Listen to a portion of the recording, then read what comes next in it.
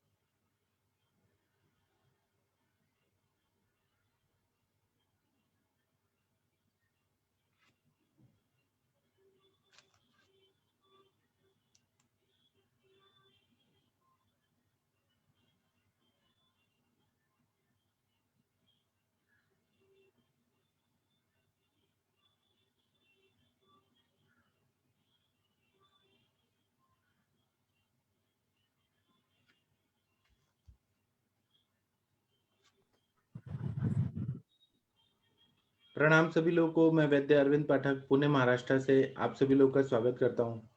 ये हमारे श्लोक है जीर्ण ज्वर की चिकित्सा। मैं सर से रिक्वेस्ट करूंगा कि कृपया पढ़ दीजिए। शायद सर चले गए।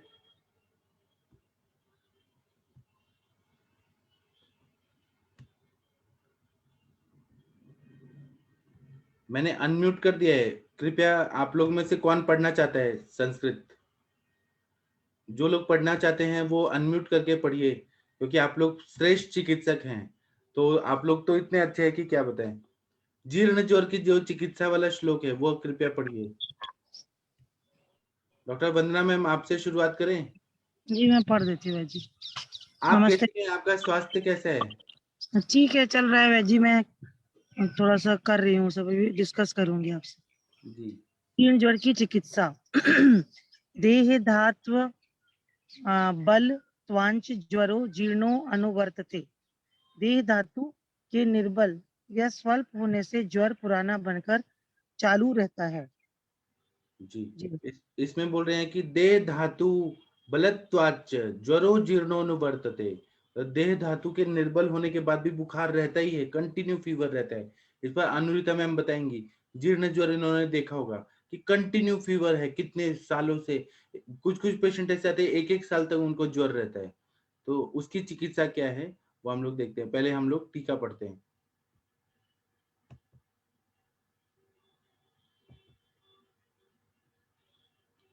एक मिनट में इसको बड़ा करता हूँ, क्योंकि संस्कृत में पढ़ लेते हैं ना तो पूरा दिन हमारा शुभ जाता है।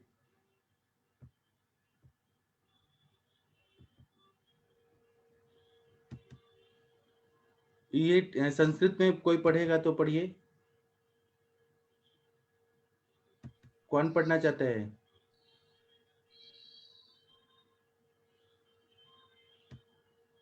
अभी मुझे बुलाना पड़ेगा। डॉक्टर अश्विनी जी, पवन जी, कोई पढ़िए आप लोग। Yes sir, good morning sir. Good morning, पढ़िए। देह धातु अबलत्वाच्च ज्वरो जीर्णे अनुवर्तते। जीर्ण पुराणो ज्वर अनुवर्तते अनुबध्नाति। इसका मतलब यह है कि जीर्ण का मतलब है कि पुरान ज्वर, मतलब क्रॉनिक फीवर। अनुवर्तते मतलब वह अनुबंध अनुबंध से वो रहता है, पूरा कंटिन्यू रहता है, वो कंटिन्यू नॉन स्टॉप कंटिन्यूअसली रहता है। देह धातु अबलत्वात्। देह फिर धातु बोले कुत, मतलब कहाँ रहता है और कैसे रहता है, तो बोल रहे हैं देह धातु अबलत्वात्, शरीर का जो शरीर है, देह है और धातु, इनको अबलत्वात् मतलब कमजोर करके ये रहता है। देह धातव तदारंभका रस रुधिरादय। हाँ तो दे, हाँ पढ़िए पढ़िए पूरा पढ़िए। देह ग्रहणात् वात पित्त श्लेष्माणो अपि वारणात् भात वारणात् भात च उच्यन्ते। हाँ, इसका मतलब ये है कि देह धातु का मतलब क्या है, तो इसका जो आरंभक रस रक्त मांस में दस्ती मज्जा शुक्र, ये जो 7 एलिमेंट्स है, सब धातु है हमारे, उसको हम आरंभक देह धातु बोला है। और देह ग्रहणात् मतलब शरीर का मतलब क्या है, देह ग्रहणात् जब हम लोग करते हैं तो वात पित्त श्लेष्माणो अपि, वात पित्त श्लेष्मा को भी धारणात् धातु उच्यन्ते, जो धारण करता है उसको धातु बोला है। रस रक्त मांस में दस्ती मज्जा शुक्र तो है ही, लेकिन वात पित्त कफ को भी धातु में इन्होंने ये किया है, मतलब उसको मान्यता दी है। देह धातूनाम् अबलत्व स्वल्पत्वम् तस्माच्च जीर्णो ज्वरो अनुबध्नाति न स्वभावमात्रादेव इति च शब्दस्य अर्थः। हाँ, इसका मतलब है कि देह धातु नाम अबलत्वम स्वल्पत्वम, मतलब वो अल्प मात्रा में उनका धातुओं का बल रहता है, कमजोर हो गए होते हैं ये। तस्माच्च जीर्णो ज्वरो अनुबंधाति, मतलब जो उसमें जीर्ण ज्वर में अनुबंध कंटिन्यूअसली वो रहता है, अनुबंध के रूप में अनुबंधाति। न स्वभाव मात्रा देव, वह अपने स्वभाव से नहीं रहता है, जीर्ण ज्वर की वजह से वो धातुओं में अबलत्व आता है, अपने आप नहीं होगा, कुछ उसमें कारण रहता है। इति च शब्दस्य अर्थ, यह शब्द का अर्थ है। आयुर्वेद रसायन पढ़िए। अथ जीर्णज्वरः तत्र जीर्णज्वर अनुप्रत्तौ हेतुमाह देह धातु अबलत्वात् चेति। इसमें बोल रहे हैं जीर्ण ज्वर के बारे में बता रहे हैं कि तत्र जीर्ण ज्वरानुवर्तो, जीर्ण ज्वर के अनुवर्तन से इसका हेतु क्या रहता है, तो देह धातु अबलत्वात्, देह और शरीर के धातुओं का बल जो रहता है वो कम हो जाता है। देहस्य अबलत्व श्रोतसां दृढत्वं इसका मतलब धातूनां है कि अबलत्वं श्रोतो अभिसंचरण अशक्तिः। इसका मतलब है कि देह से अबलत्व का मतलब है कि स्त्रोतों में अदृढ़त्व आ जाता है, वो कमजोर हो जाते हैं, बहुत ज्यादा अदृढ़ता आ जाती है। और धातुओं का जो अबलत्व है, हिमाद्री जी बोलते हैं कि स्वस्त्रोतों भी शरण अशक्ति, मतलब अपने अपने, जैसे रस है, रस व स्त्रोतस में रस धातु का, रक्त व स्त्रोतस में रक्त का, इनका जो संचरण की शक्ति है ना, अशक्ति, वो कमजोर हो जाती है, अपने अपने स्व स्व स्त्रोतों भी संचरना शक्ति ही अशक्ति ही, ऐसा हो जाता है। मतलब अच्छे से रस का सर्कुलेशन नहीं होगा, रक्त का नहीं होगा, मांस का नहीं होगा, मेद अस्थि मज्जा शुक्र का सर्कुलेशन नहीं होगा, कमजोर हो जाती है सब, और स्त्रोतस भी बहुत ज्यादा कमजोर हो जाते हैं। ऐसी कंडीशन जीर्ण ज्वर का होता है। डॉक्टर अनुरिता मैम, आपने देखा है ऐसे पेशेंट जिनको क्रॉनिक फीवर है, बहुत ज्यादा कमजोर हो गए इंसान फीवर की वजह से? सर डेली देखने को मिलते हैं और कॉमनली ऐसे ही पेशेंट क्रॉनिक डिसीजेस में मिलते हैं जो यहाँ पे पढ़ा जा रहा है। आपने मैक्सिमम कितने दिन का फीवर वाला पेशेंट देखा है, कितने दिन से कंटिन्यू फीवर है उसको? सर 2-2, 3-3 महीने वाले भी देखे हैं, और जिनको मंद ज्वर रहता है और डेली रहता है, ऐसे भी पेशेंट देखे हैं सर।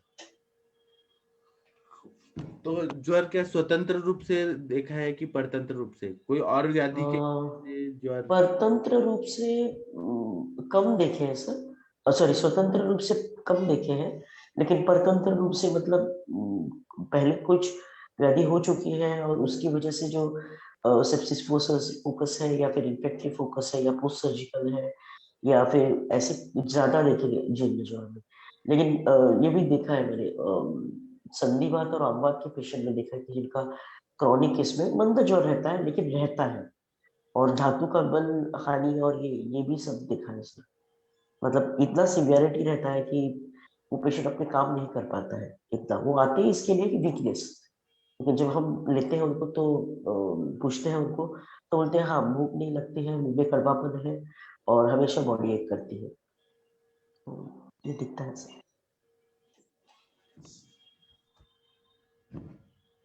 ठीक है, और किसी को कुछ बोलना है तो बोलिए, नहीं तो हम आगे का श्लोक पढ़ते हैं। अनुरिता मैम, आप माधव निधन की क्लास में नहीं थी? सर थोड़ी तबीयत ठीक नहीं थी भाई, इस क्या वजह हुआ है से। आपको, क्या हुआ है? कुछ नहीं सर, थोड़ा आज क्रिकेट नहीं खेली?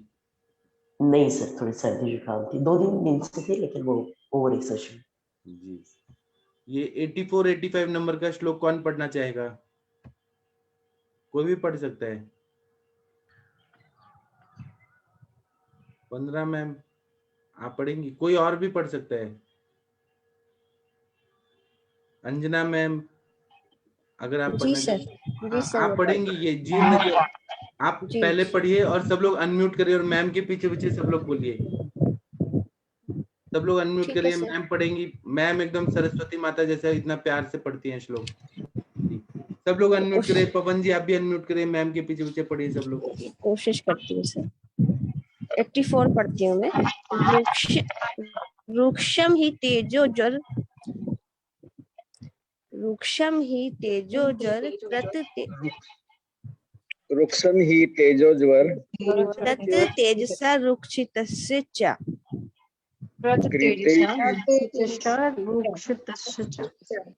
वमन स्वेद काल अंबु वमन काल कालम्बु कषाय लघु भोजने कषाय लघु या स्याद अति बलो अति बलो धातु सहचारी सदा गति धातु सहचारी सदा तस्य संस्मरणं सर्पी दीप्तस्य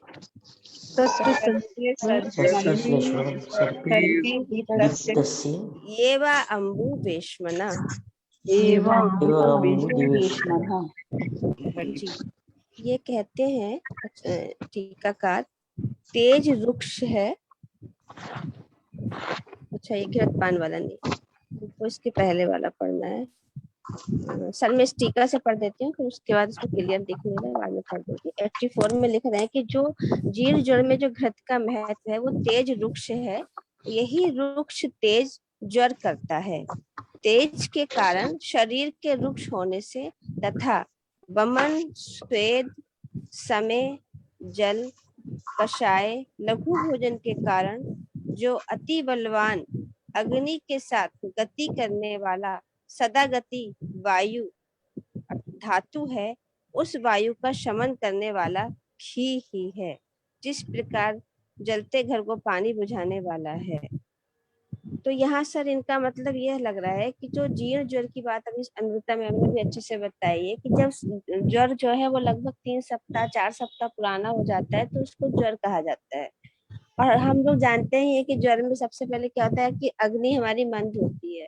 तो क्या वहां पर अग्नि तो मंद हो जाती है, लेकिन जो स्निग्धता होती है, स्पेशली अगर हम पित्त का वर्णन करें जो ये बता रहे हैं, वहाँ उसकी रूक्ष गुण बढ़ जाता है, स्निग्ध गुण कम हो जाएगा। जहाँ स्निग्ध गुण कम होगा पित्त में तो वहां पे उसका रूक्ष गुण बढ़ जाएगा।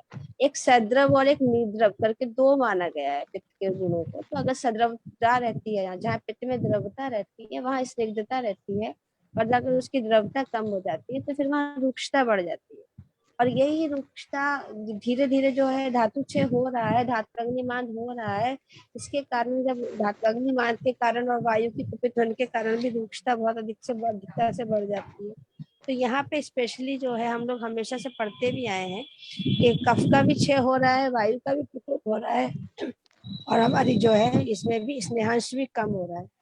तो यहाँ जो हम घृत पान करा रहे हैं वो अमृत के समान माना जाएगा, क्योंकि वो धातु का क्षय भी कर रहा है। तो जो धातु क्षय और वात प्रकोप में जो घृतपान का कार्य है वो बहुत ही इफेक्टिव हम लोग प्रैक्टिकली भी सब लोग देखते हैं, क्योंकि स्निग्धता हो रही है। सबसे पहले हम रुक्षता को कम करेंगे तो वहाँ स्निग्धता हो जाएगी, और उसके पश्चात जो भी हमारे पास आ रहा है टीका आ रहा है, टीकाकार आ रहे हैं, उन्होंने और अच्छे से जड़ के बारे में सब बताया होगा। तो इसने पान के लिए जो है वो घृतपान को बहुत अच्छे से सर्वोपरि माना गया है। और मतलब ये भी कहते हैं कि पित्त शामक है, अग्नि वर्धक है, लेकिन जो है वो कफ को भी कम से कम कुपित नहीं करता है, कफ को भी कहते हैं उस पर भी कार्यकारी रहता है। तो टीका पढ़ा जाए सर तो उसमें और डिटेल बताएंगे। एक मिनट में लेके आ रहा हूँ। जी सर।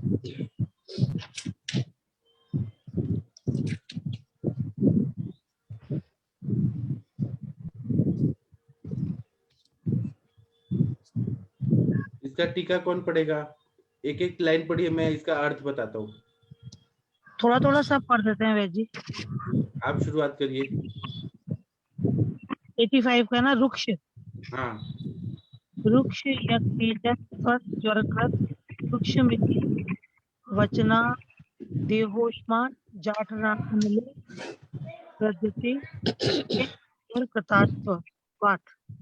इसका मतलब यह है कि रुक्ष यत् तेजस तज्ज्वर कृत, रुक्षता इतना ज्यादा बढ़ जाता है और रुक्ष तेज इसमें बढ़ता है बहुत ज्यादा। ये टिपिकल सिम्टम रहते हैं जीर्ण ज्वर में, ड्राइनेस आ जाते हैं, ड्राइनेस, और गर्मी भी बढ़ जाती है। रुक्ष तेज, ड्राइनेस भी आ रही है, बहुत ज्यादा गर्मी बढ़ रही है। रुक्षम मिति वचना देहोष्मा जाठरो अनलो गृह्यते तस्य ज्वर कृतत्वाच। इसका मतलब ये है कि रुक्षता का मतलब है कि जो शरीर की उष्मा है, जो मतलब बॉडी का हीट है उसको लेना है, और जो जठर की अग्नि है उसको लेना है। तस्य ज्वर कृतत्वात्, वही जो है वो विकृत होके और वह ज्वर कर रहा है। आगे बढ़िए। तथोक्तम मलान तत्र स्वे स्वे दृष्टा इत्यादि यावत ज्वर निर्वर्तयन्ति ते। इसका मतलब है कि जब यहाँ पे बोल रहे हैं मल, मल शब्द है, तो ये मल ने अपने अपने कारणों से दुष्ट होते हैं। यहाँ पे मल मूत्र स्वेद ये सब के दुष्ट हो रहे हैं। ज्वर निवर्तयन्ति ते, ज्वर के वजह से ये सब आ जाते हैं। इत्यादि सर 84 नहीं हुआ ना? 84 83 हुआ ना। रुक्षम तेजो ज्वर कृत तेजसा रुक्षितस्य च वमन स्वेद कालम्बु कषाय। अच्छा, इसका मतलब ठीक ये है है, सर, उसी का दोनों का साथ में। ठीक है, ओके, थैंक यू। इसका मतलब ये है कि जब ये रुक्ष तेज बढ़ जाता है ना, तो इससे ज्वर के वजह से जो शरीर में रुक्षता, ड्राइनेस बहुत ज्यादा आ जाती है, ये कारण हो गया। और दूसरा वमन स्वेदन स्वेद, फिर काल के वजह से, या काढ़ा हमने बहुत ज्यादा पिया है, क्वाथ पिया है बहुत ज्यादा, या लघु भोजन किया है, इसके वजह से भी बहुत ज्यादा रुक्षता आ जाती है। यह स्यादति बलो धातु सहचारी सदागति, तो वायु जो है वो प्रकुपित हो जाता है यहाँ पे, क्योंकि हमने उल्टी कराया, स्वेदन कराया, स्वेदन से भी बहुत ज्यादा हीट निकल गया शरीर से, और फिर उसके बाद में पसीना निकल गया, उससे भी रुक्षता आ रही है, कुछ काल के वजह से भी रुक्षता आ रही है। और काढ़ा जो रहता है वो ज्यादातर तिक्त रसात्मक रहता है, तो तिक्त रसात्मक काढ़े से बहुत ज्यादा रुक्षता आ रही है। और हल्का भोजन कर रहे हैं, लघु भोजन बहुत दिन से कर रहे हैं, तो उससे भी ड्राइनेस आ जाती है। इन सबको ठीक करने के लिए घृत का पान, तत्स्य संशमनम सर्पी दीप्तस्य वाम्बु वेश्मनम, ये अग्नि को प्रदीप्त करता है, इसलिए घृत का पान करना है, और वायु का शमन करता है। अब ये हो गया। अब ये मैम ने पढ़ा क्या? मैम ने कहाँ तक पढ़ा?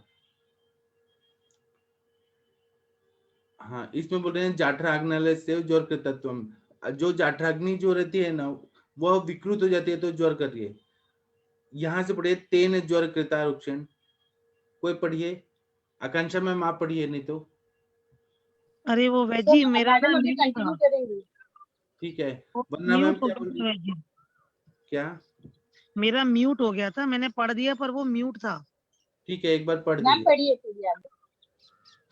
तेन ज्वर कृता रुक्षेण तेजसा रुक्षितस्य च पुंस सर्पी संशमनम चश व्यादाश्च चान्यास्यापि। जी, इसका मतलब ये है कि तेन ज्वर कृता रुक्षेण, ज्वर के वजह से जो रुक्षता के साथ तेज है, रुक्षेण मतलब तृतीय विभक्ति है, रुक्षता के साथ तेजसा रुक्षितस्य च पुंसम सर्पी संशमनम, जो ज्वर की वजह से रुक्षता आई है, और तेज भी जो है अग्नि है, वह रुक्षता कर रही है, डबल रुक्षता कर रही है। तो ऐसे इंसान के लिए हमें सर्पी का प्रयोग करना, घी का प्रयोग करना चाहिए, तो वह रुक्षता को कम करती है और रुक्ष तेज को भी कम करती है। च शब्द चान्यस्यापि, जो च शब्द है इसका मतलब दो चीज है, शरीर भी रुक्ष हुआ है और जो शरीर में तेज है वह भी रुक्षित हुआ है, रुक्ष हुआ है। ये दो शब्दों को हमें शरीर भी रुक्ष है, जो शरीर के तेज से उत्पन्न भी से भी रुक्षता उत्पन्न हो रही हाँ, है जी। डबल डबल इसमें लग रहा है रुक्षता। अत एवा वमनेत्यादि। जी, अत शब्द जब बोल रहे हैं ना, तो उसका मतलब है कि उल्टी आदि वमन वगैरह जो रहा है, वमन, स्वेदन और काल, फिर कषाय पान, लघु भोजन, इन सबको भी कंसिडर करना है। जी, वमनादिपि रोक्ष कृतिघ्न। रक्षतकृत भी कृतस्तदानीयम स्यात् भवेत्। इसका मतलब है यह कि स्यात् भवेत्। हाँ, इसका मतलब है कि वमन आदि जब करा दिया है तो शरीर में रुक्षता हो जाती है, ये सब कराने की वजह से रुक्षता हो जाती है।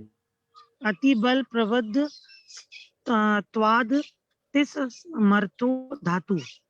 अति बल जब बोल रहे हैं कि ये जो बढ़े हुए जो ये सारी चीजें हैं, मतलब दोष हैं, इसकी वजह से असमर्थो धातु, वो धातु जो रहते हैं वीक हो जाते हैं, क्योंकि रुक्षता बहुत ज्यादा बढ़ जा रही है।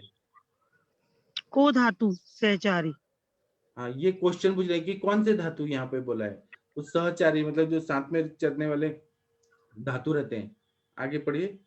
यह से चरति तच्छीलो वाताख्यो धातुर मिंजना से चरति।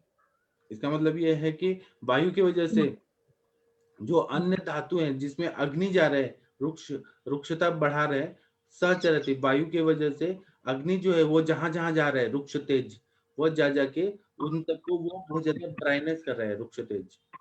मतलब वायु के साथ जो वो रुक्ष तेज है वो जगह जगह जाके ड्राइनेस कर रहा है। हाँ, ननु एव परस्पर सहचर भावक्त्वे अग्नि रिपि वायुना सहचरति।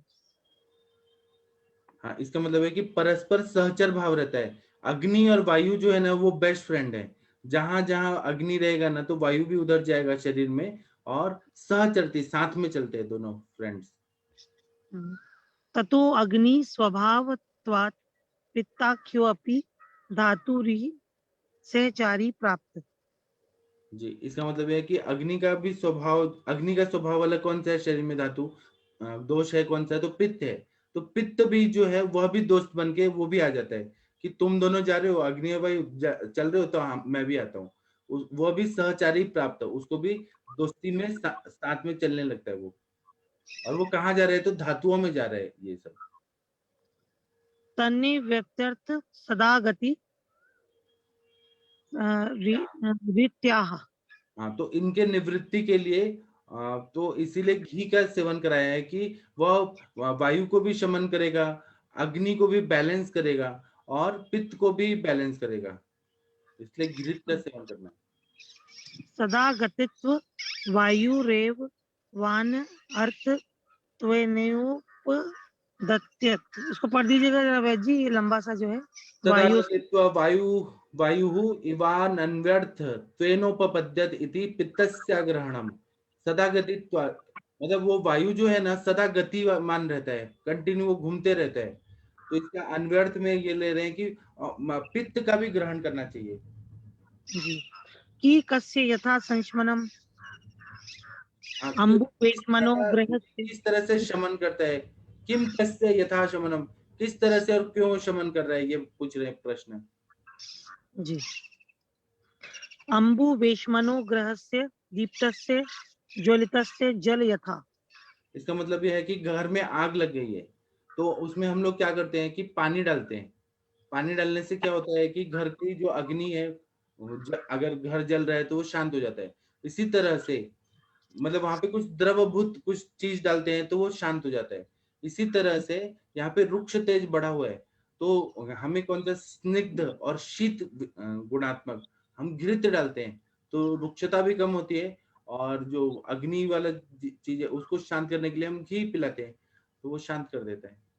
जी जी जी, इसमें चरक में भी बहुत अच्छा उन्होंने दिया हुआ है कि दोषों के अनुसार औषध से पकाए हुए घृत का प्रयोग सभी जीर्ण ज्वर में करना चाहिए, क्योंकि घृत स्नेह होने के कारण वात दोष को, संस्कार से कफ को, शीत होने के कारण पित्त एवं ऊष्मा को शांत करता है। इसलिए जैसे अग्नि से जले हुए द्रव्यों को जल सेचन से लाभ होता है, वैसे सभी जीर्ण ज्वर में घृत से लाभ होता है। और जिस प्रकार मनुष्य शांत करने के लिए जलते हुए घर का जल से सेचन करते हैं, वैसे ही जीर्ण ज्वर की शांति के लिए घृत का प्रयोग करते हैं। घृत स्नेह होने के कारण वात को शांत करता है, शीतवीर होने से पित्त को शांत करता है, अपने तुल्य गुण वाले कफ दोष को संस्कार के द्वारा नष्ट करता है, जैसे घृत संस्कार का अनुवर्तन करता है, वैसे कोई भी स्नेह संस्कार का अनुवर्तन नहीं करता। अतः सभी स्नेहों में घृत को उत्तम माना गया है। जी वैद्य जी, यही सब आप उसमें बता रहे थे। अच्छा, आप एक चीज बस बताइए कि हेमाद्री ने अपनी टीका का नाम आयुर्वेद रसायन क्यों रखा है? इसीलिए रखा हुआ है वैद्य जी, इसके अंदर जो जो श्लोक हैं, जो जितने भी मतलब एक एक शब्द जो है वो शरीर को रिजुविनेट करने के लिए, उसको क्योर करने के लिए सूक्ति रूप में उन्होंने दिए हैं, तो और जो इसीलिए। पढ़ता है उसको भी रसायन के सारे गुण प्राप्त होते हैं। जी जी जी जी, तो देखिए आप पढ़ रही हैं, आपको रसायन के गुण अपने आप प्राप्त हो रहा है पढ़ने की वजह से। जी। हाँ, ये पढ़िए सर्पी प्रयोगी युक्ति माह। आगे वाला वो आगे मैम, आकांक्षा मैम आप पढ़ लीजिए। आकांक्षा मैम पढ़ेंगी? जी मैम। आज आपने क्या पकाया? रोटी सब्जी? सर बस बच्चे को छोड़ के आई हूँ, उसी का टिफिन बनाया था। जी, बहुत टेस्टी खाना बनाती हैं आप। जी सर, आप आएंगे तो आपको भी जरूर खिलाऊंगी। जी, मोस्ट पढ़िए। वेलकम। जी सर। आयुर्वेद रसायन सर्पी प्रयोगे युक्त माह वृक्षम इत्यादि ही यस्मात् जीर्ण जीर्ण अवस्थाया निराम तेजो ज्वर करोति। जी, इसका मतलब ये है, आप अर्थ बता सकती हैं आपको अगर बताना है तो, नहीं तो मैं बताऊंगा। आप बताना चाहेंगी? जी सर, ट्राई करती हूँ सर। सर्पी प्रयोग माह वृक्षम इत्यादि ही यस्मात् जीर्ण अवस्थाया। मैं बताता हूँ। सर्पे प्रयोगे युक्ति महारुक्ष इत्यादि, घृत का प्रयोग का युक्ति बता रहे हैं रुक्ष इत्यादि के श्लोक से, रुक्षम इत्यादि श्लोक से बता रहे हैं। ही का मतलब है कि यस्मात्, मतलब ऐसे कंडीशन में, जीर्ण अवस्थाया निराम तेजो ज्वर करोति, जीर्ण अवस्था में जब निरामावस्था आ गई है, आम का पचन हो गया है, तब जो तेज है शरीर में, तेज नहीं निकला है, तेज है तो वो ज्वर कर रहा है। आगे पढ़िए। तेन च तेन च तेजसा रुक्षितस्य ज्वरेण तथा वमनादिभिर्नवज्वरोपक्रमैः रुक्षितस्य सहचारी सखा पुनरस्तदेव वर्धयति। इसका मतलब ये है कि तेन च तेजसा रुक्षितस्य ज्वरेण, वो जो ज्वर है वो जीर्णावस्था में जब गया है, 21 दिन बीतने के बाद जब गया है, तो वो शरीर में रुक्षता कर रहा है, वो तेज, वो ड्राई हो गया, बहुत ज्यादा अग्नि जो है वो ड्राई हो गया है। वो ज्वर तो कंटिन्यू रह रहा है, ड्राइनेस ला रहा है, स्निग्धांश को कम कर रहा है। उसी तरह से तथा वमन आदि भी ही, वमन दे दिया, स्वेदन दे दिया, कुछ काल तक हमने वेट किया, उसके बाद में काढ़ा पिलाया, लघु भोजन किया, तो ये क्या है, नव ज्वर ज्वरिपो में ही रुक्षितस्य, नव ज्वर को हमने ये सब उपक्रम करते गए हम लोग, जैसे लंघन कराया, लंघनम स्वेदनम कालो ये वागो तिक्त को रसा, तो इससे शरीर में रुक्षता आ गई। रुक्षितस्य षष्ठी एक वचन, तो वह रुक्षितस्य, ऐसे में ऐसा हो जाता है। सहचारी सखा, सहचारी मतलब जो दोस्त होते हैं, बेस्ट फ्रेंड, पुनस्तदेव वर्धयति, यह क्या करता है, अब अग्नि और वायु ये दोनों बेस्ट फ्रेंड्स हैं, जहां जहां अग्नि रहेगा वहां वायु उसको और प्रदीप्त करता है, दोनों एक दूसरे को सपोर्ट करते हैं, तो ये ना बहुत ज्यादा बढ़ जाता है, रुक्षता और ज्यादा बढ़ती है। अग्नि जो है वो वायु को बढ़ा रही है, और वायु अग्नि को बढ़ा रहा है, अग्नि वायु को बढ़ा रही है, तो वायु का रुक्ष गुण ज्यादा बढ़ रहा है, एक दूसरे के गुणों को बढ़ा रहे हैं। ततो धातु नयति, ये सब धातुओं में आता है। आगे पढ़िए। तस्य तथा अनुवृत्तस्य जीर्णज्वरस्यानुवर्तौ प्रधानभूतस्य वायो सर्पी सशमनम्। इसका मतलब है कि अनुवर्तन करते हुए जीर्ण ज्वर में ये प्रधान भूतस्य वायु, ये वायु जो है ना, ये जाके सभी धातुओं में रुक्षता कर रहा है, सभी धातुओं में, तो उसको शांत कौन करेगा, क्योंकि वायु शैतान बच्चा है, अग्नि के साथ मिलके और शरीर को ड्राई कर रहा है, तो उसको सर्प संशमनम, हर बीमारी का एक इलाज होता है, तो वैसे यहाँ पे वायु जो है वो रुक्षता कर रहा है, जीर्ण ज्वर में तेज रुक्ष है, मतलब तेज भी जो है वो बहुत ज्यादा ड्राई है, और बहुत ज्यादा उसकी इंटेंसिटी भी है, तो ये घी है वही संशमन कर देता है, मतलब शांत कर देता है, अग्नि को भी बैलेंस कर देता है और वायु को भी बैलेंस कर देता है। इस पर किसी को कुछ टीका टिप्पणी करनी है तो कर सकते हैं।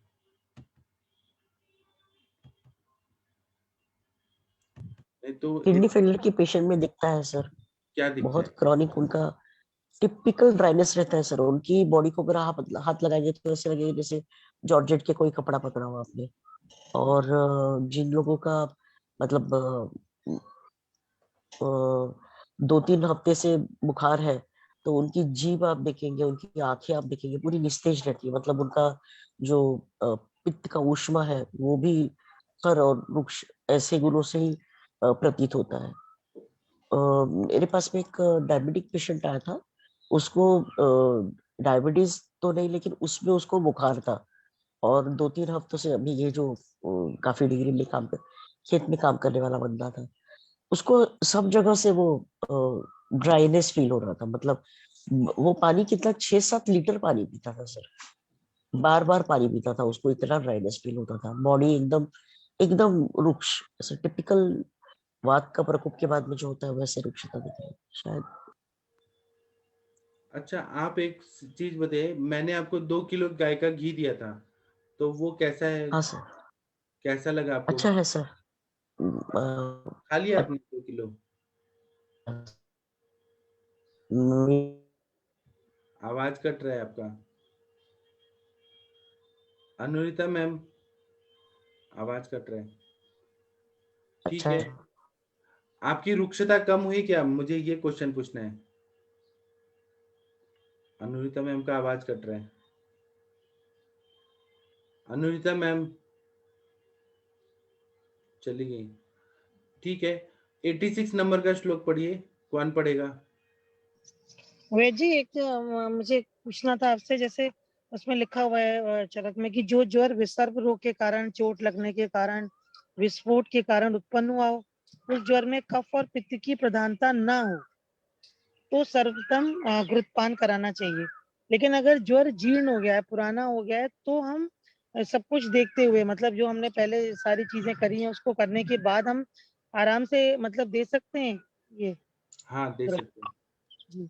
क्योंकि अभी जब ये पोस्ट कोविड हम लोगों ने डिस्कस भी किया था कि पेशेंट को फीवर उतर नहीं रहा और लंबा समय हो गया और 99 के करीब तक फीवर बना रहा, तो पुनरावर्तक कषाय हम लोगों ने डिस्कस किया था, आकांक्षा मैम भी थी उस समय। वो सब मतलब देने के बाद भी घृत के ऊपर नहीं वो इतना कंसंट्रेट शायद किया, तो मतलब काफी समय लगा।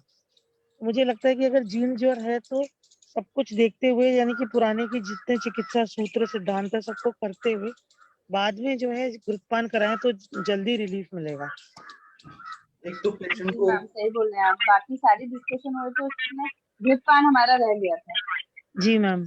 और पेशेंट को भी बहुत ज्यादा रुक्षता, ड्राइनेस आता है। जैसे ये बता रही है ना अनुरिता मैम कि प्यास बहुत लगती है, ड्राइनेस बहुत ज्यादा फील होता है और हीट भी फील होता है बहुत ज्यादा।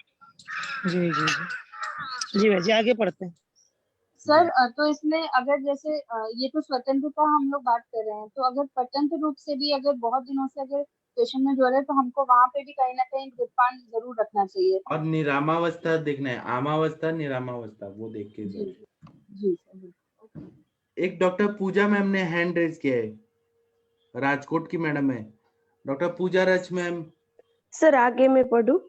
अच्छा, पढ़ना है। बहुत बहुत गुड गर्ल, कितना अच्छा मैं पढ़ते। मैं तो पहले घी खा लेता हूँ, कभी बुखार आए ही ना।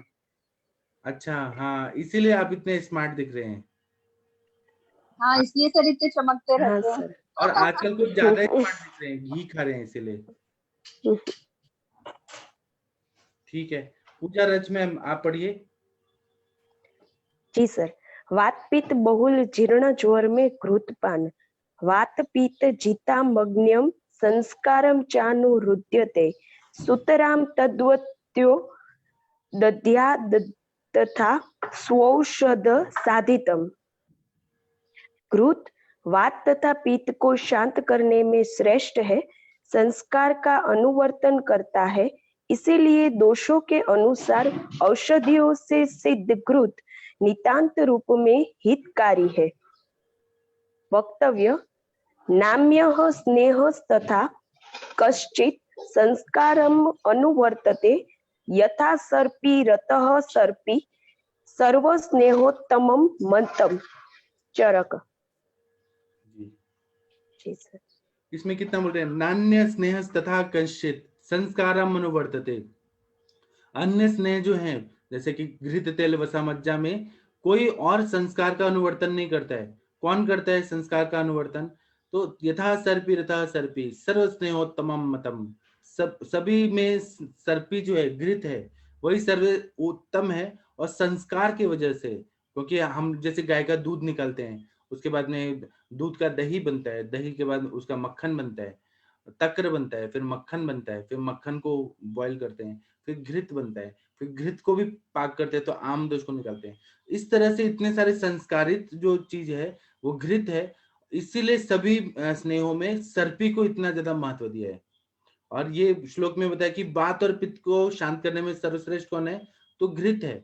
तेल का यूज करते हैं तो केवल वायु को शमन करता है, पित्त को नहीं शांत करता है। लेकिन घृत है वो पित्त को भी शांत करता है और संस्कार का अनुवर्तन करता है, क्योंकि वो इतना संस्कारी है। जैसे कि डॉक्टर नवीन जोशी सर हैं, वो इतने सारे गुरु लोगों से सीखे हैं। आप कभी भी देखेगा नवीन जोशी सर आपको आप ही बोलेंगे, और कितना भी छोटे हो आप, बीएमएस के भी बच्चे हैं तो उनको भी आप बोलेंगे, क्योंकि ये संस्कार की बात है। तो ये संस्कार जो है घृत में आया है। इसीलिए दोषों के अनुसार औषधियों से सिद्ध घृत, अभी चरक में बताया है कि पिपल्यादि घृत, बलादि घृत, वासादि घृत, ये सब संस्कारित घृत रहते हैं। इनका उपयोग बहुत ज्यादा हितकारी रहता है। वंदना मैम, आप कुछ बोलना चाहेंगी इस पे? अभी बोल के चुकी हूँ जी, सब लोग बोलेंगे तो अच्छा लगेगा। अच्छा ठीक है, सब लोग बोलिए, तब तक हम टीका पढ़ लेते हैं। संस्कार का बहुत ज्यादा महत्व रहता है। जो लोग जाहिल रहते हैं, संस्कारी नहीं रहते हैं, वो दंगे करते हैं। जैसे अभी दिल्ली में देखा ना कि थोड़ा भी कुछ हुआ, हमारे एरिया में आने का नहीं, श्री राम नहीं बोलने का, जय श्री राम नहीं बोलने का, तो फिर पथराव करो। तो ये संस्कार विहीन लोग ही ऐसे काम कर सकते हैं। ठीक है, आप ये पढ़िए, ये संस्कृत में पढ़िए, मैं हिंदी में अर्थ बताता हूँ। कौन पढ़ेगा? सर मैं हाँ पढ़िए आप पहले ये तो बताइए नहीं कि खाने से आपको कैसा लग रहा है? सर अच्छा लगा, लेकिन मैंने बाद में कंटिन्यू किया सर, बीच में मम्मी और इसकी तबीयत की वजह से थोड़ा सा डिसकंटिन्यू हो गया। आपकी मम्मी को क्या हुआ है वजह से। वो तो बताइए, आपकी माताजी को क्या हुआ है? सर उनको बस पांडु और उसके बाद में अग्निमंद, वो उनका ये नहीं हो रहा, और बहुत ज्यादा एसिडिटी बढ़ जाती है। मतलब उनको इतनी गैस्ट्रिक और इसकी रहती है, उनकी पित्तधरा का ग्रहणी, वो दृष्टि ही उनकी दूर नहीं होती है, जबकि गॉल ब्लैडर 30 साल पहले निकाला हुआ है, तो आपने जिसकी क्या वजह से बहुत क्या वीक किया? फील करती है। क्या चिकित्सा का सोच रही सर हैं? उनका सर उनका मतलब घृतपान बहुत काफी, घृतपान करने के बाद में भी उनकी प्रवाल पंचामृत और रसपाचक रक्तपाचक, ये आरोग्यवर्धिनी तक्र के साथ में ये सब कुछ चल रहा था, लेकिन आज भी उनका अग्नि उतना ये नहीं होता है और बहुत जल्दी वीक हो जाती है वो। मतलब फ्रस्ट्रेट हो गया, अभी काढ़ा भी नहीं पीने के लिए बोलती है उनको, बिकॉज थोड़ा सा लिवर का इको टेक्सचर था, एजीपीटी एजीओटी लेवल्स बढ़े थे, तो भू निम्बादी क्वाथ और कोरफरसोरस ये भी 2 चालू थे। तो उतना थोड़ा मतलब सिर्फ लिक्विड डाइट ये कर पाती है, लेकिन सॉलिड डाइट उनका यही नहीं होता है, बहुत जल्दी वीक हो जाती मैं है। एक दवाई दूं 3 क्या? बार में से 2 बार। कौन सी सर? उनको बोला था सर मैंने आपके पास में चलने के लिए, आप लेकिन लेके वो आइए ना इतनी आज वीक थी, 11 उनको बजे। चलने में भी दिक्कत। आप 11 बजे सर वो लेके आइए। अभी 6-7 दिन हॉस्पिटल रही ना सर, तो बोली कि मैं कहीं पे आऊंगी नहीं, इसलिए मैंने आपको रिक्वेस्ट किया था सर, आप आप आएंगे क्या एक ना बार शशि मैम हॉस्पिटल की में देखना। पेशेंट का जब पूछिए, वो एक दीपा मैम का इलाज कर रही है। शशि मैम आम बात की पेशेंट है, तो इतना भूख लगता है, इतना भूख लगता है, बोलती है कि मैं सब कुछ खा जाऊंगी, इतना भूख लगता है। हाँ नहीं ठीक सर, थोड़ा ठीक हो जाएगी तो आपके पास में लेके आऊंगी। ठीक है, आप ये लेकिन सर हेपेटोमेगाली थोड़ी सी लग रही है, हेपेटिक फ्रैक्चर ये लग रहा है, तो उनका घृतपान बंद करना चाहिए ना, हाँ, उनको मस्ती शुरू करनी है कामावस्था है तो मात्रा क्यों बस। देंगी? अग्निमंद है तो मत दीजिए। अग्निमंद है मतलब उनको भूख लगती है सर, लेकिन ना थोड़ा बहुत ही लिक्विड डाइट ले पाती है वो, तो और एक फिर एक उसके बाद चम्मच में घृत पान कराइए ना, मतलब उनको इतना ज्यादा गैस। हाँ एक एक चम्मच 1 टीस्पून से घृत पान शुरू पहले करिए। और मैं आपको एक दवाई दूंगा, वो खिला दीजिए, फिर आप उनको ऑब्जर्व करिए, वो बोलेंगे कि घर में जितना खाना है सब खा जाऊंगी। इतना भूख लगेगा, इतना भूख लगेगा। सर आपके मुंह में घी शक्कर, मैं आती हूँ सर आपके पास में। जी। Thank you sir. आपकी माताजी सर 80 जिएंगी, पढ़ना है हाँ आपकी माताजी 100 साल जिएंगी तो आप भी बस। तो आगे बढ़ेंगी ना, उनका आशीर्वाद से। सर मैं उनकी वजह से आगे बढ़ सकती हूँ, मुझे मालूम। हाँ ठीक है, thank you sir. Thank you. ये पढ़िए, सर कौन सा श्लोक? देह यस्मात् धात्मा सर्वेषां। नहीं, आपके स्क्रीन पे दिख रहा है यस्माद् सर्वेषां वात पित्त जिताम अग्रे। नहीं सर। सर्वांग सुंदर टीका 86 नंबर का आपके स्क्रीन पे नहीं आ रहा? 21 एक मिनट में फिर से लाता नहीं हूँ। सर। जी अभी आ रहा है? आएगा सर, दिखा रहा स्क्रीनिंग शेयरिंग 86।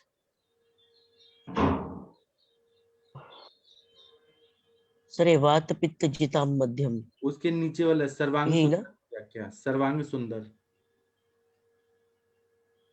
स के आगे सर श्लोक पढ़ना है ना? संस्कृत अच्छा श्लोक तो हाँ हो गया ना? हाँ, यस्मात् धृत सर्वेषां वात पित्त जिताम मयः मग्र्य मध्यः मग्र्य, यथा न हाँ मग्रय, हाँ यथा न तथा अन्यौषध औषधानि वातपित्त जिन जिन्ति इति। हाँ। इसका मतलब है कि अतएव प्राण, हाँ हाँ इसका मतलब है कि यस्माद् सर्वेशाम, सभी में घृत जो है, यस्मात् घृत सर्वेशाम, सभी में घृत जो है, वात पित्त जिताम अग्र, वात और पित्त को जितने में अग्र है सबसे अच्छा है। यथा न तथा नान्य औषधानि वात पित्त जितन्ति इति। इसका मतलब है कि इसके जैसा, यथा न तथा इसके जैसा अन्य कोई भी औषधि वात पित्त को जितने में श्रेष्ठ नहीं है जितना घृत है। ठीक है। अतएव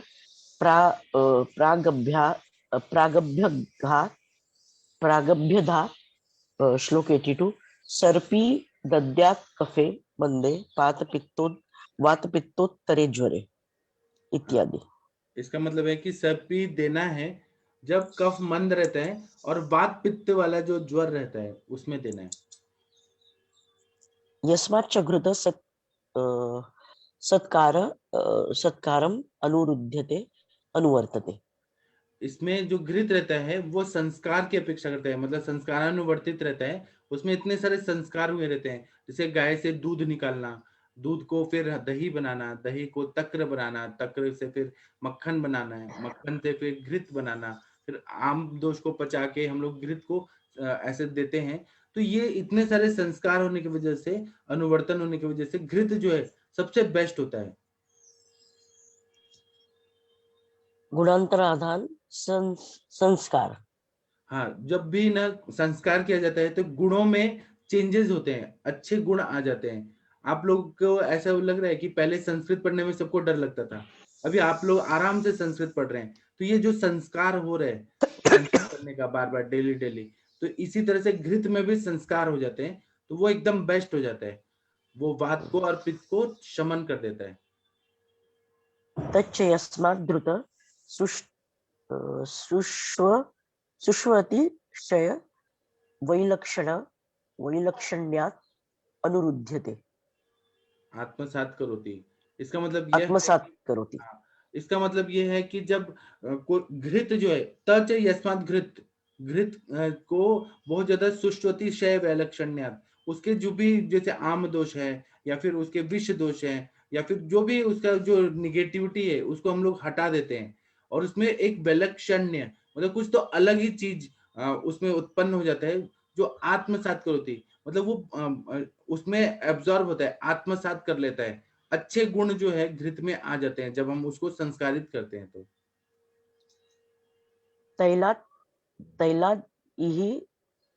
तैलादिरपि स्नेह संस्कारम अनुवर्तते। तेल में भी स्नेह, तेल का भी जो है ना स्नेह का संस्कार किया जाता है तेल में भी। न तो यथा घृत शैत्यम अजह देव संस्कारम अनुवर्तत इति। लेकिन तेल में भी करते हैं ना, तो जैसे घृत का जो शीत वीर्यात्मक गुण है, ठंडकपना है, वह नहीं आता है। तेल जो रहते हैं वो उष्ण नहीं रहता है, कितना भी आप संस्कारित कर लीजिए, कितना भी कुछ कर लीजिए, तेल अपना उष्ण वीर्यात्मक जो गुणधर्म है वो नहीं छोड़ेगा। लेकिन घृत जो है वह उसकी अपनी प्रॉपर्टी है कि वो शीत रहता है, और संस्कारित होने से तो और भी सोने पे सुहागा हो जाता है।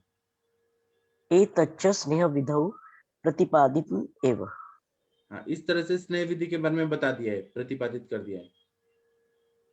अमुमेव च अन्यायम् अग्निकृत्य मुनिरप्य उवचात्। हाँ, इसी चीज को न्याय दर्शन का जो न्याय है अलग अलग, उसको ध्यान में रखते हुए अंगीकृत करके मुनि अपि वोचत। अब यहाँ पे मुनि शब्द मतलब चरक मुनि के लिए बोला है। चरक मुनि भी इसी के बारे में बता रहे हैं। यहाँ देखिए कितना रेस्पेक्ट दिया है अरुण दत्त ने, चरक मुनि बोलते हैं, चरकाचार्य भी नहीं बोलते, चरक मुनि। मुनि रप्य वोचत, उनका शॉर्ट में नाम दिया है मुनि। मुनि क्या बोल रहे हैं? चरक निदान अध्याय 1/40 में क्या बोल रहे हैं, पढ़िए। चरक निदान अध्याय 140 न अन्य स्नेहस्तथा कश्चित् संस्कारम अनुवर्तते। यथा सर्पित सर्पी सर्व स्नेहोत्तमम मतम, जो यथा सर्पी। हाँ हाँ, पढ़िए पढ़िए। हि यस्मात् सुतरा संस्कारम अनुरुध्यते घृतम तस्मात् धृत जीर्णे वातपित्तोत्तरे निर्विकल्प दद्यात् कीदृशं यथाखौषधात् साधितं यथा यथं व्याधि प्रतिपक्षैः औषधे पक्वम्।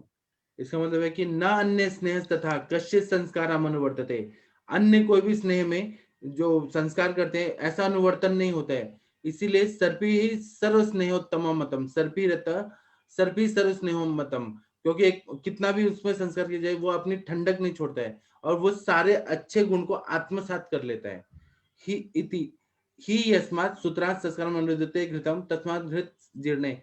अब इसमें इतने अच्छे संस्कार हैं। अभी कोई जैसे किसी बच्चे में बहुत अच्छे संस्कार है तो उसको, जैसे अमिताभ बच्चन है, अमिताभ बच्चन इतना अच्छा एक्टिंग करते हैं क्योंकि उनके एक्टिंग के संस्कार इतने अच्छे हैं, तो उनको हर समय लेते हैं तो पिक्चर मूवी जो है वो कितना सुपर हिट हो जाता है।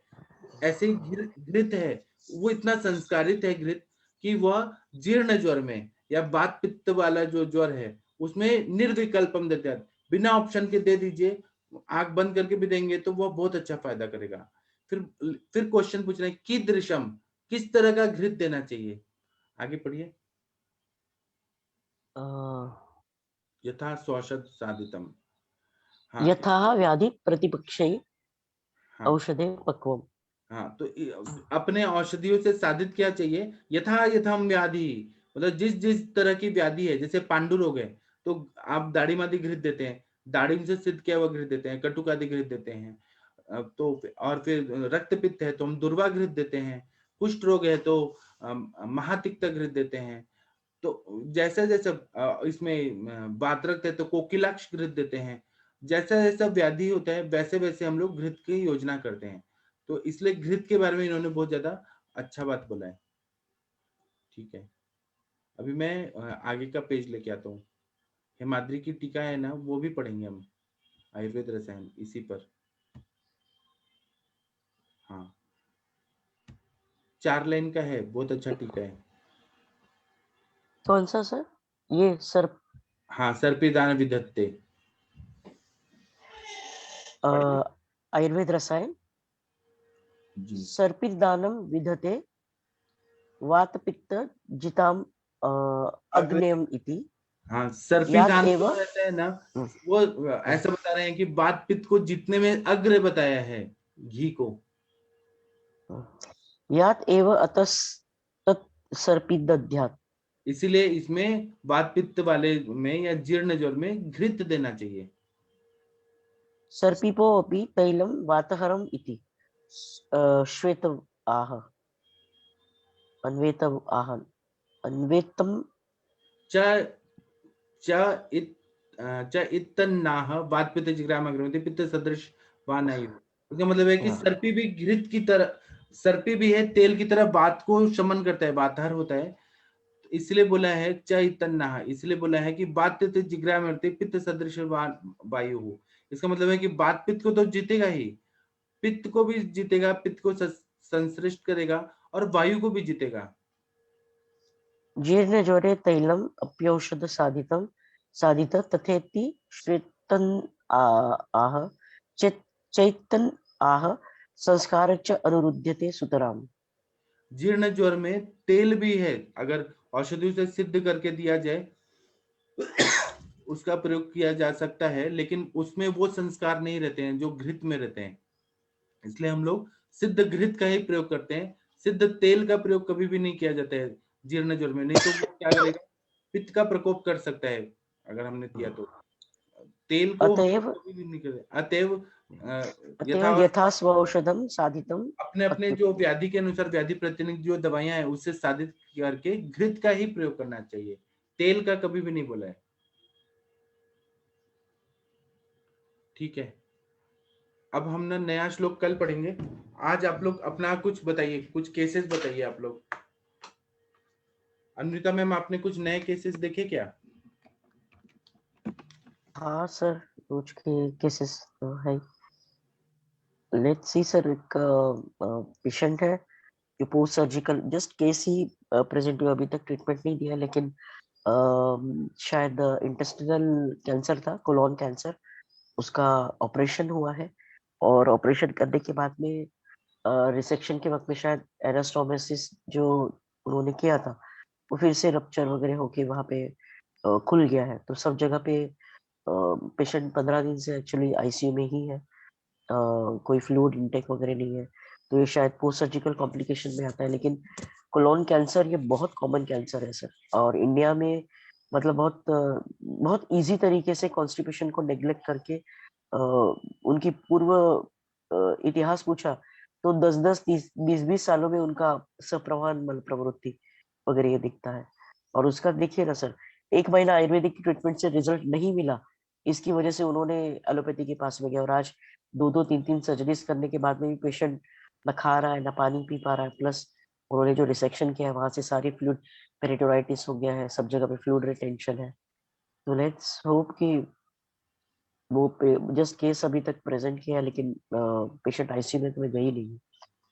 अगर ये होता है तो बहुत सीवियर कंडीशन आ जाती है, मतलब जो हमारे स्टोटस के, जो हमारे मर्म के आघात बताए गए हैं, मैं काफी बार ऐसे उस टाइप से स्टडी करती हूँ कि अगर ये पेशेंट हमें आज अपने पास में आई है तो इसकी पूर्व व्याधि जो भी संप्राप्ति है वो सारा छोड़ के वो आज अपने पास में जो प्रेजेंट हो रही है, तो जैसे एलोपैथिक सिम्टोमेटिक ट्रीटमेंट देता है, तो आज हम उसको इंस्टेंटली जो ट्रीटमेंट दे रहा है तो दिखता है वहां पे कि जो भी मर्म आघात जन्य संप्राप्ति है, जहाँ पे आपको तुरंत वायु और वहां का जो भी जैसे बोलते कि सारे जो भी रस, रक्त, सीरा, ये सारे चीज को अगर आप कैप्चर कर पाओ, उसका अगर आप जीवन और यापन और प्रीणन ये कार्य अगर दे पाओ, तो ही आपको रिजल्ट मिलता है। और अगर आपको वो चांस नहीं मिलता है, क्योंकि मर्माघात तो अपने यहाँ पे बहुत सारे, इतना सुंदर वर्णन है वो, आई एम जस्ट वेटिंग कि आप कब वो सिखाएंगे। लेकिन वो सारे लक्षण दिखते हैं जहाँ पे याप्यत्व भी नहीं मिलता है, आपको बहुत कम टाइम मिलता है। और अगर आपको ट्रीटमेंट करना है तो आपको वही तरीके से जाना होता है कि सबसे पहले आपको वहाँ का जो भी रक्त धातु है, रस धातु है, उसका मतलब उसको रोकना पड़ता है, उसका हानि रोकना पड़ता है। जी, डॉक्टर नवजोत कौर मैम, आपकी माता जी कैसी हैं? डॉक्टर नवजोत कौर मैम है कि चली गई? शायद मैम बिजी हैं। यहाँ पर मैडम जो विटामिन एम के लिए जो सर्जरी की गई तो इसलिए रिजल्ट नहीं मिला। सर इट इज कम्प्लीटली, अगर पेशेंट जाएगा ना सर, तो ये कोलोन कैंसर के साथ में और आयुर्वेद के बस्ती के साथ में कम से कम 5 से 6 साल जीता था, और ये पेशेंट 66 एज का है। तो इसका मेरे हिसाब से अगर 1 ट्यूमर होता तो इन्होंने पहले रेडियो या केमोथेरेपी की होगी, उसके बाद में रिसेक्शन किया होगा, उसके बाद में उनका जो इंटेस्टाइनल ऑब्स्ट्रक्शन मतलब रिसेक्शन किया तो उसमें वो पूरी तरह से फट गया।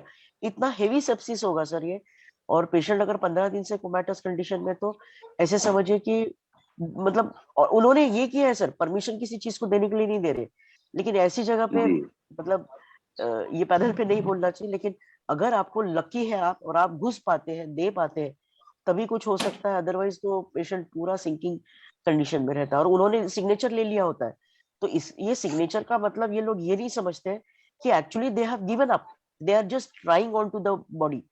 लेकिन अगर हम वहां पे काम करते हैं कुछ भी करके, भाई मैं भी अंडरटेकिंग देती हूँ, मेरी वजह से कुछ हो जाता है, हम जिम्मेदारी ले लेंगे, ultimately it is a thing that we are not going to blame them. लेकिन वो डॉक्टर को मैं कन्विंस कर रही हूँ कि you have to do that, but let's see, एक दिन हो गया अभी। और दूसरा चीज बहुत गंदा ये रहता है सर, आप जब केमो रेडियो करने के बाद में सर्जरी करते हैं या सर्जरी के बाद में केमोथेरेपी किया जाता है, तो उसके बाद में नॉर्मल सेल्स का पूरा जो हमारे यहाँ पे धात्वाग्नि मांद्य और धातु क्षीणता के लक्षण बताए ना, या किस तरीके से अभी जैसे सर बता रहे थे कि वायु रुक्ष गुण को और पित्त का रुक्षता बढ़ने के बाद में वो वायु लेके चलता है सर, वो टिपिकल सिम्टम्स दिखते हैं मेटास्टेसिस में। आज तक कोई ये नहीं बता पाया कि कौन सा कैंसर कहाँ मेटास्टाइज करेगा। It is only Ayurveda which can explain कि जो भी स्थान वैगुण्य जहाँ पे वहां पे पर्टिकुलर ट्यूमर होता है, वहां पे उस ट्यूमर के बाद में कैंसर होता है, अगर वो बिनाइन नहीं है, कैंसरस है तो, मैलिग्नेंट है तो, और उसके बाद में उसके जैसे जैसे हेतु बढ़ते जाएंगे, जैसे जैसे उसकी रक्त रसवाहिनी लसिका वाहिनी ये दूषित होती जाएगी, तो जहाँ पे सधर्म उसके गुण समान जहाँ पे स्थान है, अगर वो मांस धातु है तो जहां जहां मांस धातु है, अगर वहां रक्त धातु की ज्यादा है तो जहां उसके समान रक्त और मांस सीरा का कहाँ पे ये मिलता है कॉन्फ़िगरेशन, बराबर वहीं पे मेटास्टेसिस दिखता है।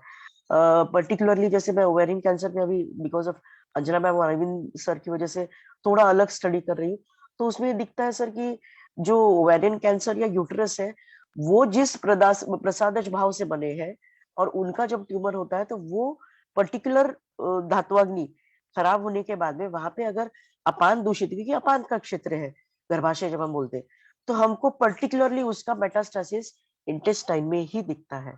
और फिर उसके बाद में वात प्रकोपित होने के बाद में जहाँ पे सबसे ज्यादा वात का अवकाश कहाँ पे मिलता है, अवकाश धातु हमारे अस्थियों में मिलता है, तो बोन मेटास्टेसिस मिलता है। तो this is not my, just मैं स्टडी कर रही हूँ उस स्टडी के हिसाब से, बट आयुर्वेद इज वेरी शाश्वत। आप आज भी एक बार 2 बार 10 बार पढ़ने के बाद में भी आपको पूरा नहीं समझेगा। ये तो टीका सर पढ़ा रहे, नहीं तो पूरी सर के ऊपर से जाती थी टीका का मतलब। बस ये लगता, आप सोचिए ना, पिछले हम 15 से 20 लाइनों में सिर्फ सर्पी कितना श्रेष्ठ है उस गुण के बारे में पढ़ रहे हैं, और कितना अलग अलग एंगल से उनको बताया कि तेल भी हम सिद्ध करते हैं, सर्पी भी सिद्ध करते हैं, लेकिन हर द्रव्य का अनुगामित्व करके, जैसे हमारा शहद योगवाहित्व है, योगवाही गुण है उसमें, तो वैसे सर्पी का गुण कितना अच्छे से बताया। लेकिन हम कुछ नहीं, कोलेस्ट्रॉल बढ़ेगा मत खाइए, और ये आपके लिए नहीं चलता है, ऐसे करके हम इतने बड़े चीज को हम छोड़ देते हैं। तो we should take this into treatment. बड़े बड़े योग और बड़े बड़े रसकल्पना यूज करने की बजाय बेसिक वात पित्त कफ कंसेप्ट एंड अग्नि कंसेप्ट पे ट्रीटमेंट करते हैं, बहुत अच्छा साध्यत्व आता है। और मैं तो मतलब यही लेके चलती हूँ कि अगर मुझे चांस मिल जाए उस आईसीयू में किसी अरिष्ट को मैं वस्त्रगाल कर लूं, उसके अंदर सारा स्वर्णमालिन वसंत वज्र ताम्र ये सब कुछ डाल दूं, और फिर अगर पेशेंट के इसमें जाए और अगर कुछ तीक्ष्ण नस्य का अगर चांस मिले तो may be that patient can revive, but you should get a chance.